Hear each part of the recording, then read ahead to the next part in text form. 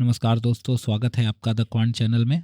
आज हम सॉल्व करने जा रहे हैं एसएससी सीजीएल 2025 का मैथ्स का 17 सितंबर 2025 सिर्फ थर्ड के क्वेश्चंस। तो चलिए स्टार्ट करते हैं बिना किसी देरी के। Question number 1, a gardener organises plants A gardener organizes plants into rows and create a square formation, but discovers that 15 plants are not included. If the total number of plants is 3984, then what is the number of plants in each row? अब basically बात क्या कर रहा है, वो square formation में लगाने का कोशिश किया। स्क्वायर फॉर्मेशन में लगाने का कोशिश किया इतने प्लांट्स को, लेकिन 15 प्लांट्स उसके क्या हो गए, बच गए। 15 प्लांट एक्स्ट्रा बच गए। मतलब कितने प्लांट्स को स्क्वायर फॉर्मेशन में लगाया होगा, इतने प्लांट्स को लगाया होगा। यानी कितना, यहाँ पे बचा 9, यहाँ पे बचा 6, ठीक है, इतने प्लांट को लगाया होगा। मतलब कि स्क्वायर फॉर्मेशन में लगाने के लिए क्या करते हैं, ईच रो में पूछ रहा है, ईच रो में मतलब ईच रो में क्या करेंगे, इसका स्क्वायर रूट ही ले लेते हैं। अब स्क्वायर रूट 3969 याद है तो सही है, याद है 63 का है तो सही है, लेकिन अगर नहीं याद है तब क्या करेंगे। तब देखिए स्क्वायर लास्ट में डिजिट 9 है, 9 या तो यहाँ पे आ सकता है या तो यहाँ पे आ सकता है। अगर हम 50 का भी करते हैं, क्या बोलते हैं, सॉरी 50 का भी अगर हम स्क्वायर करते हैं तो कितना आ जाएगा बताइए तो, 2500। कितना कम है इससे, मतलब 43 तो हो ही नहीं सकता। 63 आपका क्या होगा, आंसर होगा। Question number 2, if A is 25% more than B and B is 20% more than C, then what is A ratio C? अब बात क्या बोल रहा है, A B C पहले लिख लेते हैं। A is 25% more than B and B is 20% more than C। तो अगर हम C को 100 मान लें तो ये क्या हो गया, 120 हो गया। अब बोल रहा है कि A is 25% more than B, तो 120 का 25% कितना होता है, 30, यानी ये कितना हो गया, 150। तो A रेशियो C ही पूछ रहा है। कट गया 5 3 15, 5 दूना 10, 3 रेशियो 2।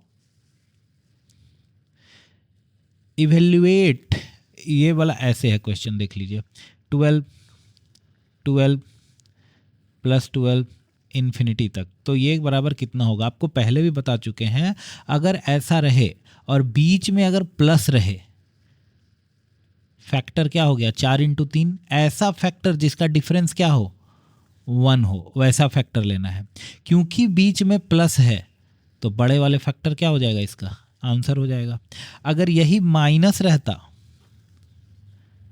अगर यही माइनस रहता तो छोटा वाला फैक्टर क्या हो जाता, सॉरी छोटा वाला फैक्टर आंसर हो जाता, लेकिन यहाँ प्लस है तो बड़ा वाला फैक्टर आंसर है। समझ गए होंगे। इसका बेसिक मेथड भी हम बता चुके हैं। अगर पिछला वीडियो आप लोग मेरा देखे होंगे तो इसको बेसिक तरीका से कैसे सॉल्व करते हैं वो भी बताया जा चुका है, तो पिछला वीडियो जाके एक बार देखिएगा।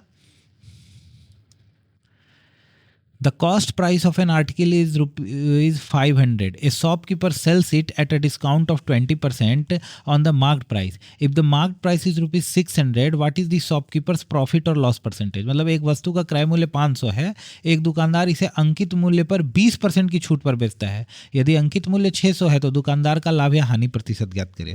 अभी बताइए, अंकित मूल्य 600 है, पहले तो देखिए 500 रुपया उसका क्या हो गया, सीपी हो गया। अब उसके बाद अंकित मूल्य बोलता है 600 और 20% का डिस्काउंट भी, यानी सेलिंग प्राइस, यानी विक्रय मूल्य कितना हो जाएगा, 80% ही तो बचेगा, 480। कितना का टोटल 20 का घाटा कितने पे, 500 पे।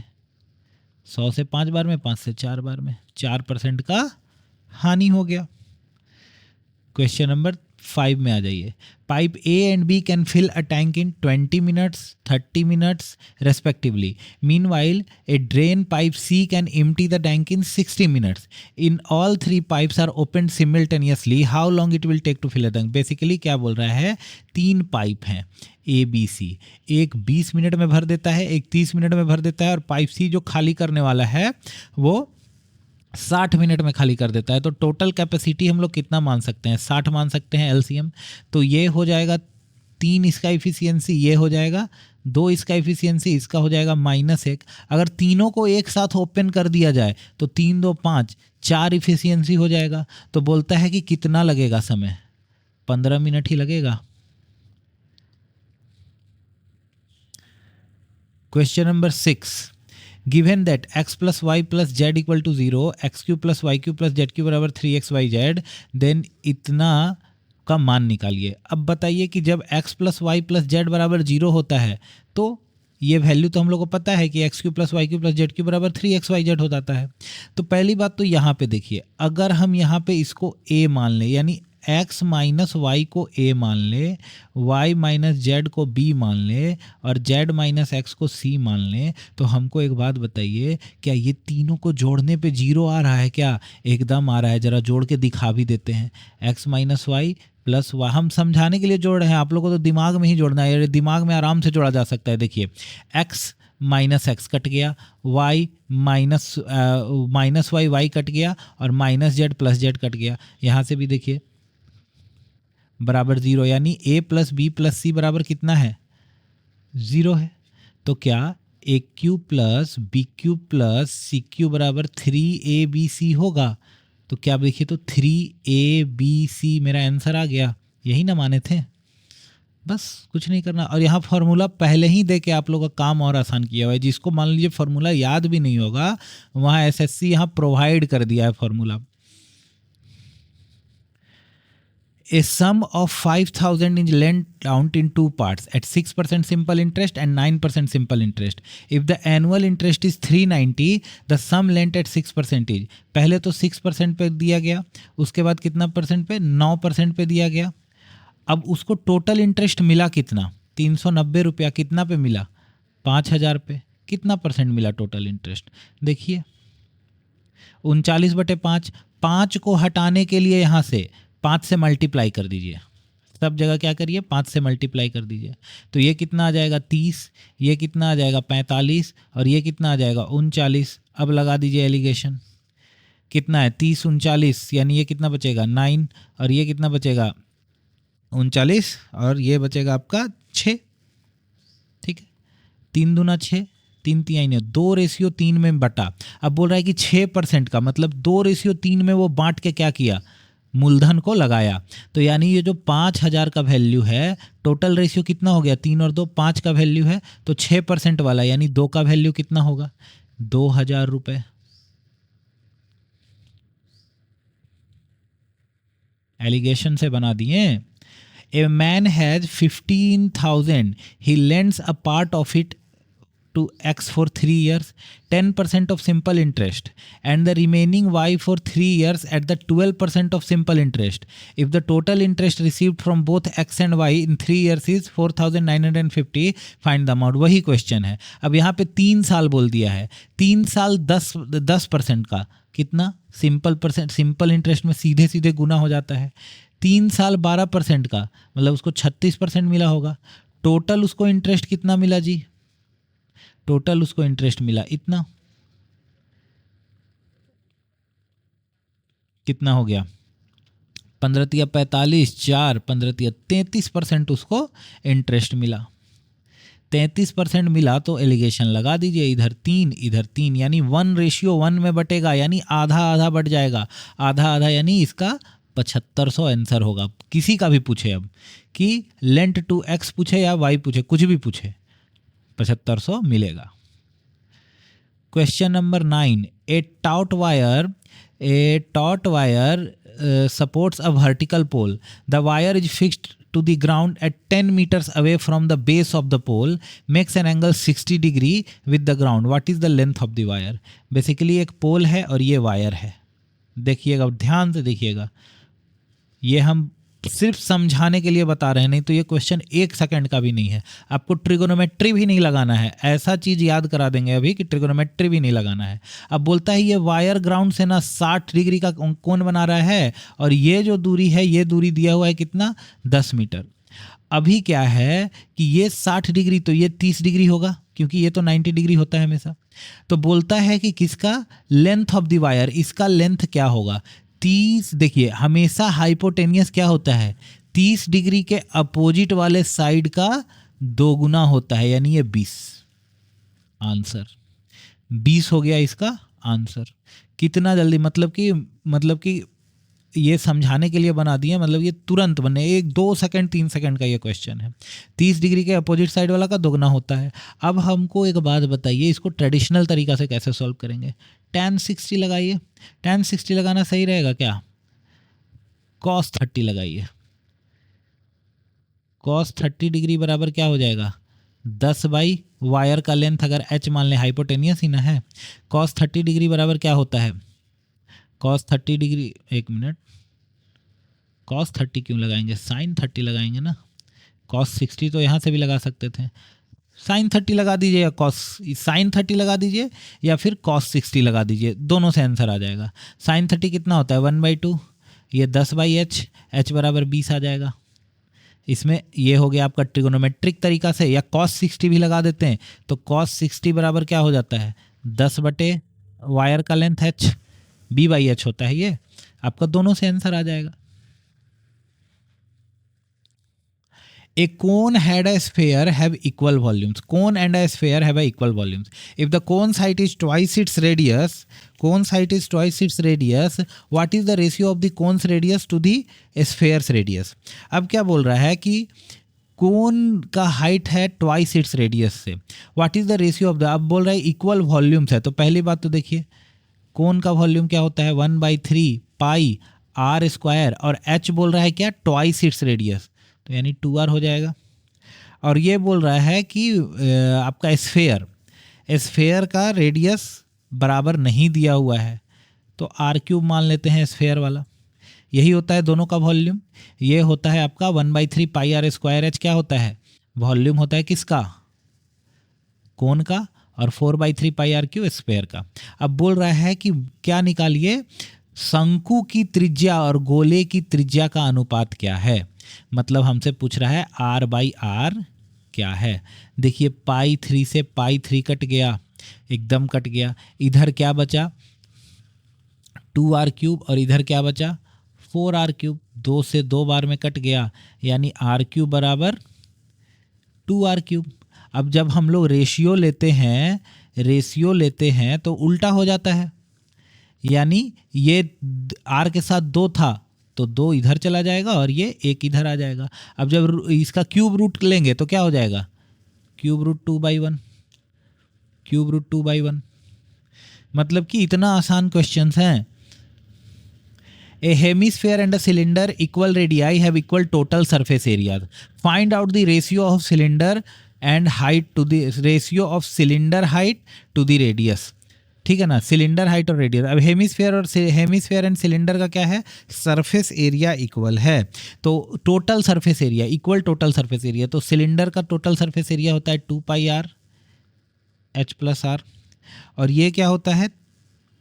हेमिस्फेयर का 3πr स्क्वायर। बोल रहा है रेडियाई इक्वल है तो इक्वल ले लिए हैं।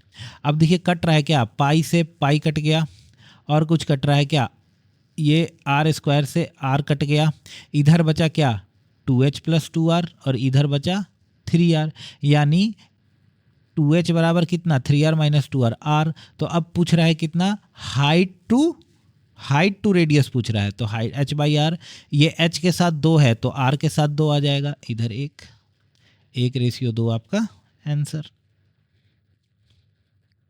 A large cubical cake needs to be cut in 64 smaller identical cubical pieces. What is the minimum number of straight cuts required? Minimum number straight cut कितना required होगा? एक फॉर्मूला याद करवा देते हैं आप लोग, क्योंकि वह PYP सॉल्व कर रहे हैं। क्या हुआ, कैसे आया, क्या नहीं आया, ये आप लोग बताएंगे, जरूर बताएंगे, लेकिन उस तरह का वीडियो लेके आएंगे। तो अब यहाँ से PYQ सॉल्व कर रहे हैं तो एक फॉर्मूला सीधे सीधे जान लीजिए। Maximum number of small cubes काटने के लिए, स्मॉल क्यूब्स अगर काटना है तो उसका एक फॉर्मूला होता है, कितना कट लगेगा? कट्स बटे 3 + 1 का होल क्यूब। अब यहाँ पे बोल रहा है कितना? 64 स्मॉलर आइडेंटिकल क्यूब्स काटना है। कट्स हमको पता नहीं है, कट्स का वैल्यू मान लेते हैं n। ये 3 + 1 बा होल क्यूब। अगर क्यूब रूट लेंगे दोनों तरफ तो ये 4 आ जाएगा, और ये 3, ये n + 3/3 हो जाएगा। अब बताइए n + 3 बराबर कितना? 12, यानी n बराबर कितना?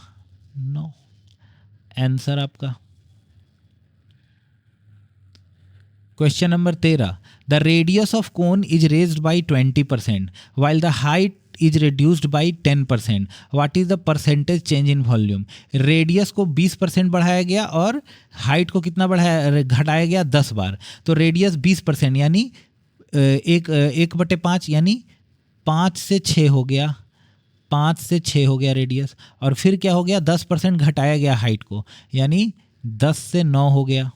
कुछ कट रहा है तो काट दीजिए. 2 तिहाई 6, 2 पाँचे 10, ये हो गया 125 और ये हो गया 6 9 54, 3 चौके 12, 3 5 15, 3 54 और 3 हुआ ना 9 6 9 54. हाँ जी, 3 चौके 12, 3 5 15, 116, 162. 162 हो गया. कितना घटा जी देखिए तो 37. ठीक है, कितना 37 बढ़ा कितना से 125 से. ठीक है, 25 5 125, 25 चौक 100, ये कितना आ जाएगा आपका 4 7 28, 4 3 12 14, 148/5, 5 तिहाई 5 दूना 10 और ये 4 5 9 45, 29 करके कोई ऑप्शन आएगा आपका ये आंसर. अब बोलिएगा सर कि ये कैसे हो गया? तो ये कैसे हो गया देखिए, पहले तो आइए कोन का वॉल्यूम का फॉर्मूला में पाई आर स्क्वायर एच, कांस्टेंट को नहीं लेते हैं, बढ़ाया घटाया गया. आर स्क्वायर 2 बार है, आर स्क्वायर 2 बार है इसीलिए तो 5 से 6 2 बार इसको बढ़ाए हैं और एच एक ही बार है तो इसीलिए तो इसको 10% एक ही बार घटाए हैं. फिर उसके बाद मल्टीप्लाई कर देते हैं इधर इधर. इफ साइन ए बराबर 3/5 and a lies in the second quadrant find the value of sine a plus cos a का होल स्क्वायर. अभी देखिए सेकेंड क्वाड्रेंट में क्या होता है, ओनली साइन पॉजिटिव, कॉस होता है नेगेटिव. कॉस क्या हो जाता है जी नेगेटिव. तो पहले बताइए साइन ए बराबर 3/5, तो ये पी हो गया, ये एच हो गया, तो बी कितना होगा मेरा, बी 4 ही होगा ना ट्रिपलेट से. 3 4 5 तो ट्रिपलेट है. तो कॉस ए बराबर साइन ए बराबर 3/5 ले लिए, कॉस ए बराबर कितना हो गया -4/5 का होल स्क्वायर यानी 3 में से 4 गया कितना बचा, 3 में से -1/5 का होल स्क्वायर यानी 1/25 आंसर. माइनस क्यों लिए, कॉस को पता है ना क्यों, क्योंकि सेकंड क्वाड्रेंट में है. क्वाड्रेंट क्या होता है जी, जिसको नहीं पता वो भी जान लीजिए. ये है कोऑर्डिनेट सिस्टम. कोऑर्डिनेट में ये first quadrant, second quadrant, third quadrant और फोर्थ क्वाड्रेंट. बोल रहा है एंगल इसमें लाई कर रहा है. 15वां, इफ साइन ए बराबर m/n then what is the value of 1 + tan square a. Sine a बराबर m/n, तो हमको एक बात बताइए cos a, cos square a बराबर कितना होगा, 1 - m²/n², यही ना होगा, एकदम यही होगा. तो अभी बताइए tan स्क्वायर ए बराबर कितना होता है, sine square a by cos square a. Sine square a बराबर m² - n² और ये कितना हो गया, ये हो गया आपका n² - m²/n² यानी n² - m² और ये n² ऊपर चला जाएगा, कट गया कट गया. अब देखिए फिर क्या हो जाएगा, एलसीएम अगर यहाँ से यहाँ लेते हैं तो n² - m² plus m²/n² - m² cut गया, n² m² आंसर आ गया. ठीक है, कोई फॉर्मूला यहाँ पे यूज नहीं किए. ये कहाँ से आ गया, बस ये फॉर्मूला से, sign square A plus cos square a बराबर 1. अप्लाई करके देखिएगा, समझ में आ जाएगा. What is the slope of the line passing through, इतना इतना, ये पास करने वाला लाइन, कुछ नहीं करना होता है इसमें.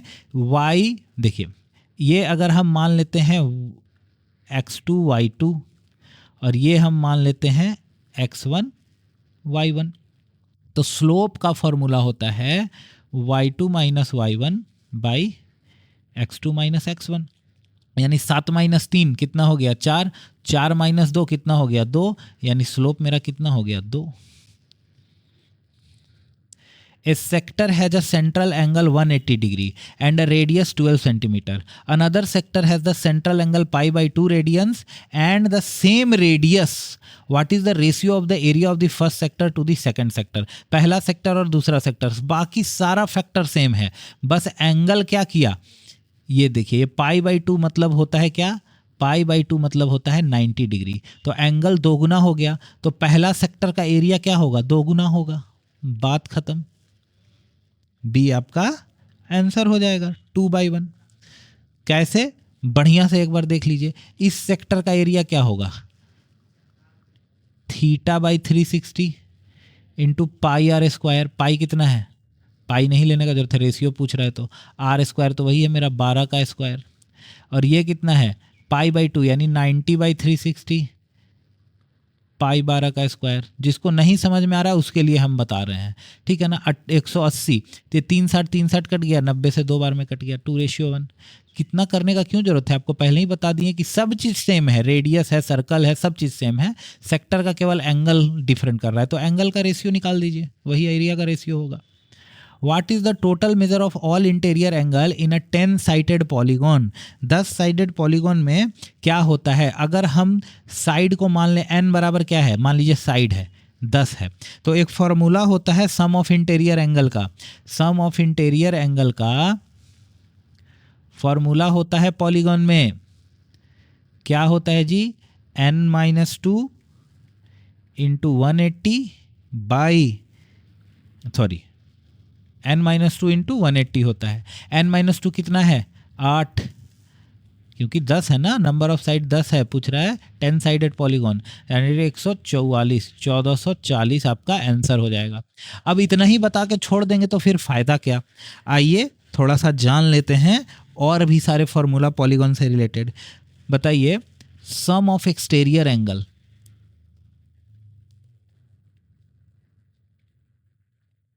एक्सटीरियर एंगल ऑफ पॉलीगॉन मतलब कि मान लीजिए ये पॉलीगॉन है,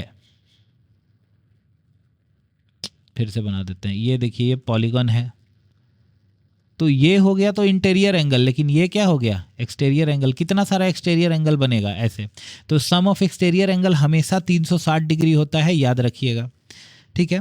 ईच इंटीरियर एंगल, अगर रेगुलर पॉलीगॉन दे दिया, रेगुलर पॉलीगॉन दे दिया, रेगुलर पॉलीगॉन मतलब उसका सारा साइड क्या है इक्वल है, रेगुलर पॉलीगॉन का each interior angle, each interior angle कितना होता है, each interior angle n-2 into 180 by n, n क्या है नंबर ऑफ साइड है, ठीक है। नंबर ऑफ डायगोनल्स कितना होगा एक पॉलीगॉन में, मान लीजिए उसका साइड n है तो n इंटू n-3 बाई 2। ये फॉर्मूला ये सब याद रखिएगा, आगे चल के काम आएगा। What is the equation of the perpendicular bisector of the line segment connecting points 2, 8 and 6, 4? 2, 8 और 6, 4 को परपेंडिकुलर लाइन के, ये देखिए हम पहले भी एक बार डिटेल में बता चुके हैं ये वाला पिछले वीडियो में, लेकिन एक बार फिर से बता देते हैं कि 2, 8 और 6, 4 को जोड़ने वाला का परपेंडिकुलर बाइसेक्टर लाइन सेगमेंट का ये क्या होगा इक्वेशन। पहले तो हम जल्दीबाजी में बना के दिखाएंगे आप लोग को, उसके बाद फिर आपको पूरा कॉन्सेप्ट बताएंगे। पहली बात तो इस लाइन का स्लोप क्या होगा, 4 - 8 -4 6 - बराबर -1 हो जाएगा। उसके बाद इस जो परपेंडिकुलर बाइसेक्टर है वो पास कहाँ से करेगा, 6, 7, 8/2 और ये कितना 8, 4, 12/2 यानी 4 और 6 से पास करेगा, पहली बात तो। और स्लोप कितना हो जाएगा परपेंडिकुलर वाला का, परपेंडिकुलर वाला का स्लोप -1 बराबर 1 होता है, यानी परपेंडिकुलर वाला क्या हो जाएगा 1 हो जाएगा, ठीक है ना। परपेंडिकुलर 1 होगा तभी तो ये -1 होता है, परपेंडिकुलर वाला लाइन का स्लोप का प्रोडक्ट क्या होता है -1, तो परपेंडिकुलर वाला 1 हो जाएगा। तो अब इसका इक्वेशन कैसे निकालेंगे, y - 6 बराबर 1 इंटू एक्स कितना है जी 4, y - 6 बराबर x - 4 यानी y बराबर x 6 + 2 हो गया आंसर। अब इतना बोले इसलिए टाइम लगा, आप लोग घबराइए नहीं, हम इसको समझाएंगे अभी अच्छा से, ठीक है। इतना बोले इसलिए टाइम भी लगा, टाइम इसमें एकदम, अब देखिए समझा देंगे आप लोग को भी टाइम नहीं लगेगा। अब देखिए एक लाइन दिया हुआ है, लाइन दिया हुआ है जो कि 2, 8 से पास कर रहा है और 6, 4 से पास कर रहा है, ठीक है। उसके बाद क्या है, एक परपेंडिकुलर लाइन बोला है, परपेंडिकुलर बाइसेक्टर है, मतलब ये और ये बराबर में डिवाइड हो रहा है। अभी बताइए इसका जो स्लोप होगा, अगर हम इसको मान लें क्या x1 y1, इसको मान लें क्या x2 y2, ठीक है। तो पहली बात तो ये वाला पॉइंट क्या होगा, ये वाला मिड पॉइंट निकालने का आपको बताए हैं कि x1 plus x2/2 y1 plus y2/2, तो क्या ये हो जाएगा? देखिए तो 6 7 8 4 और 6 हो जाएगा। ठीक है, इस पॉइंट का कोऑर्डिनेट निकल गया। इस लाइन का स्लोप, इस लाइन का स्लोप निकालने अभी पहले पिछले क्वेश्चन में बताएं, 4 - 8 और 6 - 2 कितना हो जाएगा? -1 हो जाएगा। अगर हम पहले भी आपको बता चुके हैं कि अगर दो लाइन परपेंडिकुलर हैं तो उनके स्लोप का गुणनफल हमेशा -1 आता है। स्लोप का गुणनफल क्या आता है? -1 आता है। तो परपेंडिकुलर लाइन का स्लोप कितना हो गया? 1 हो गया। अब देखिए, अब इस लाइन का मेरे पास क्या बच गया जी? स्लोप आ गया, कितना आ गया? 1। स्लोप कितना आ गया? 1। किस पॉइंट से पास हो रहा है? 4 और 6 से। तो इसका इक्वेशन निकालने का तरीका y माइनस, मान लीजिए हम इसको मान लेते हैं x3 और y3 मान लेते हैं। चलिए, तो y माइनस x3 बराबर m x माइनस x3, यहाँ y होगा y माइनस y3। तो क्या ये हो गया? y माइनस 6 बराबर 1 x माइनस 4, वही आ जाएगा y equal to x plus 2। Solve करिएगा तो ये पूरा प्रोसेस इतना आपके दिमाग में चलना चाहिए एकदम लाइटनिंग का स्पीड से। और वो कब चलेगा? प्रैक्टिस करिएगा तब। प्रैक्टिस प्रैक्टिस प्रैक्टिस, और कुछ नहीं, प्रैक्टिस आपको करना पड़ेगा। है बहुत easy. The ratio of the perimeter of two similar triangle are expressed in 3:5 together. Their areas total 34 centimeter square. What is the area of the larger triangle? फिर वही बात, सिमिलर ट्रायंगल दे दिया और पेरीमीटर का रेशियो दे दिया। हमको एक बात बताइए, जब भी सिमिलैरिटी में हो पेरीमीटर का रेशियो बराबर क्या होता है?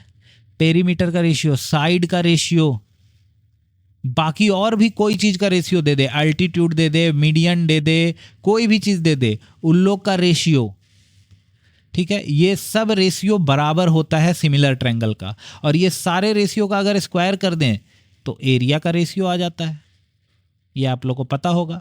तो पेरीमीटर का रेशियो दिया हुआ है, यानी एरिया का रेशियो क्या होगा? 9/25। अब बोल रहा है टोटल एरिया कितना है? 34 है। टोटल एरिया कितना है?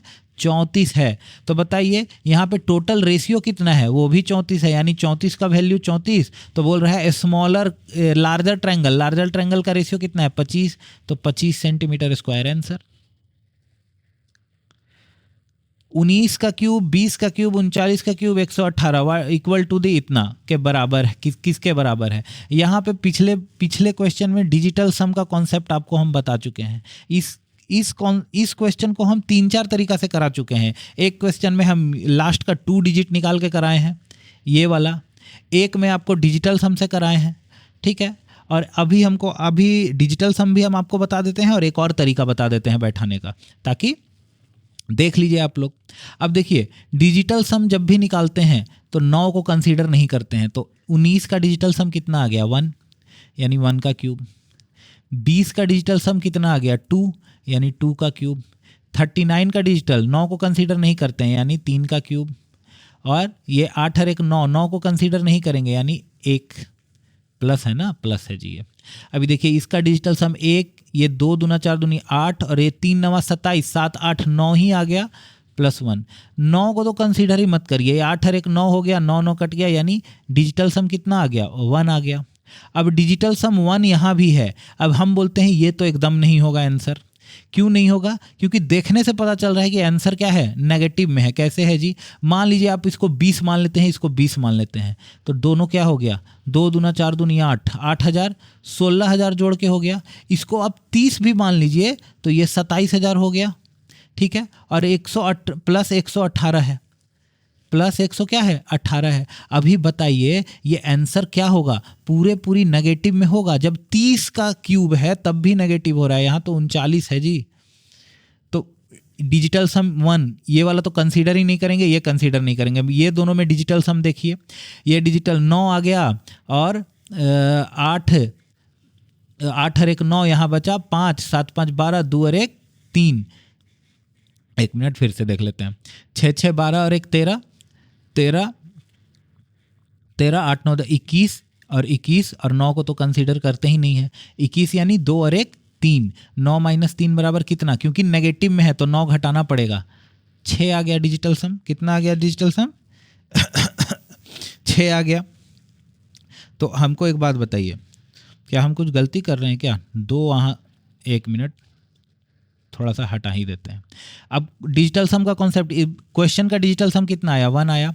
अब देखते हैं 6 7 8 9 का डिजिटल सम कितना आएगा। नेगेटिव का नंबर है ये, ठीक है। भाई देखिए 6 7 8 9, 6 और 6 12 और एक 13, 13 8 9 10 11, 21 और 9 कितना? 21 9 30, यानी 3 आ गया डिजिटल सम। 3 आ गया, ये 9 को तो कंसीडर ही नहीं करते हैं। 3 आ गया तो 9 माइनस 3 कितना? 6 आ गया डिजिटल सम, जो कि 1 के बराबर नहीं है। 4 4 3 4 2 में देखिए, 4 4 3 4 2 में देखिए, 4 4 8 8 4 5 6 7 15 16 17, यानी डिजिटल सम कितना आ गया? 8। क्योंकि ये नेगेटिव का नंबर है तो माइनस करना होगा। डिजिटल सम कितना आ गया? 1, यानी मेरा ए क्या हो गया? आंसर। अब इसका दूसरा तरीका क्या है करने का?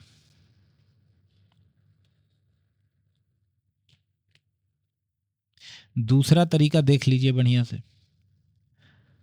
आपको सबको पता होगा कि a cube plus b cube plus c cube बराबर 3abc। अभी थोड़ा देर पहले बताए हैं। ये a cube plus b cube plus c cube बराबर 3abc कब? जब a plus b plus c बराबर क्या हो? 0 हो।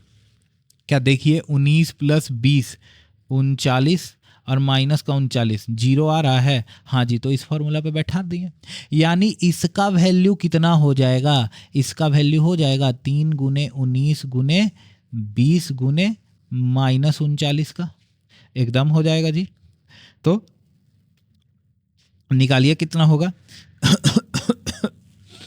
ठीक है, 30 गुने 19 गुने 20 गुने 19 40, ये कितना हो जाएगा? 19 दूना 38 और 3 8 24 और 3 3 9 10 11 114, ये आ जाएगा। और ये क्या आ जाएगा? ये पूरा माइनस का नंबर ले लेते हैं। इसको कैसे मल्टीप्लाई करिएगा? 40 माइनस 1 से कर दीजिए। ठीक है, 40 माइनस 1 से यानी 0 0 4 4 16, 4 एकम 4 1 5, 4 एकम 4 और माइनस 1140, कितना आ जाएगा? 0 10 में से 4 गया 6, 10 में से 60, और इधर कितना है? देखिए यूनिट दो, लास्ट का 2 डिजिट अलग अलग है। 118, यानी 18 में से 10 में से 8 गया 2, यानी 2 देखिए एक ही में आ रहा है। 2 क्या है आपका? एक ही में आ रहा है। ये पूरा ये पूरा नेगेटिव का नंबर है। नेगेटिव का नंबर था तो 60 में से 18 को घटाएंगे ही ना। मात्र 2 एक ही में आ रहा है। आपका ए क्या हो गया? आंसर हो गया। इफ कॉट ए बराबर x plus 1 by x find the cosec square है। हमको एक बात बताइए, कॉसेक स्क्वायर ए बराबर क्या होता है? कॉसेक स्क्वायर ए बराबर होता है 1 प्लस कॉट स्क्वायर ए। 1 प्लस कॉट स्क्वायर ए यानी 1 plus x square plus 1 by x. ये ए प्लस बी का होल स्क्वायर लगाइएगा तो 2ab यहाँ पे क्या हो जाएगा? 2 into x into 1 by x, 2 हो जाएगा, यानी 2, यानी मेरा क्या हो जाएगा? X square plus 1 by x square plus 3 मेरा answer. A tangent line PA is drawn from an external point P to a circle. If radius is 8 cm and distance from P to the center is 17 cm, what is the length of tangent PA? देखिए इसका figure तो पूरा बनाना नहीं है आपको। ये हो गया सेंटर और ये हो गया सेंटर और टेंजेंट P के डिफरेंस, और ये हो गया आपका टेंजेंट का लेंथ, और ये हो गया आपका रेडियस। अब बताइए क्या बोला है? रेडियस 8 दे दिया है और आपका the distance from P to the centre is 17 दे दिया है। ट्रिपलेट याद है? ट्रिपलेट याद है तो बन जाएगा टेंजेंट का लेंथ क्या आ जाएगा? 15। अब बोलिएगा ट्रिपलेट कैसे लगा दिए? ये 90 डिग्री कैसे हो गया? बस इतना क्वेश्चन ये करना था। कैसे करना है आपको बता देते हैं बढ़िया से। क्यों हुआ 90 डिग्री, क्यों लगा ट्रिपलेट? ध्यान से देखिए, ये एक सर्कल है, एक पॉइंट मान लीजिए इसका सेंटर ये है, एक पॉइंट पी से टेंजेंट ड्रॉ कर दिए जी। ठीक है, टेंजेंट ड्रॉ कर दिए। ये हो गया आपका रेडियस और ये हो गया आपका डिस्टेंस। ठीक है, डिस्टेंस d। याद रखिए टेंजेंट और रेडियस एक दूसरा के हमेशा क्या होता है, परपेंडिकुलर होता है। तो ये 17 दे दिया और ये 8 दे दिया, तो क्या हमारा पाइथागोरस थ्योरम नहीं लगेगा? पाइथागोरस थ्योरम से ये 15 नहीं आ जाएगा? एकदम आ जाएगा। When two tangents PA and PB are drawn to a circle from point P outside the circle and the angle between them is 90 degree, what is the distance from P to the center of the circle if the radius is 5 centimetre? अब देखिए दो tangent के बीच में कितना है angle? 90 degree का। अब मान लेते हैं ये सेंटर है, मिला दीजिए इसको। मिला देने के बाद ये 45 बचा और यहाँ पे क्या हो गया? रेडियस हो गया। ये 90 डिग्री तो बनता है, अभी बताए थे पॉइंट ऑफ कांटेक्ट पे क्या होता है, रेडियस और टेंजेंट 90 डिग्री होता है।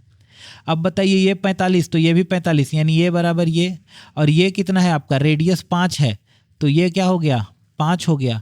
तो ये कितना होगा पाइथागोरस थ्योरम से? 5√2 होगा, एकदम 5√2 होगा।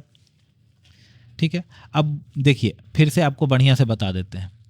एक सर्कल है, यहाँ से आप टेंजेंट ड्रॉ किए, यहाँ से आप टेंजेंट ड्रॉ किए, ठीक है।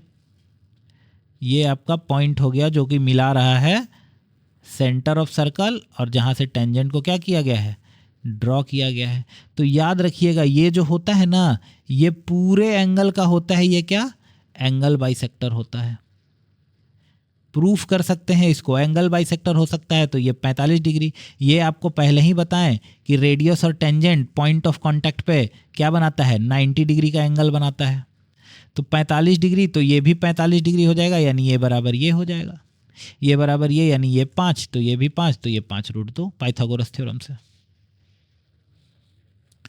क्वेश्चन नंबर 5, मल्टीप्लाई इतना इतना to express the result in decimal. 6 5 30, 6 चौका 24, 25 26 27 बटे 1000 यानी 0.27 आंसर। आशा करता हूँ यह वीडियो आपको अच्छा लगा होगा। अच्छा लगा हो तो लाइक कीजिएगा, सब्सक्राइब कीजिएगा और कुछ सजेशन होगा तो कमेंट बॉक्स में ज़रूर दीजिएगा।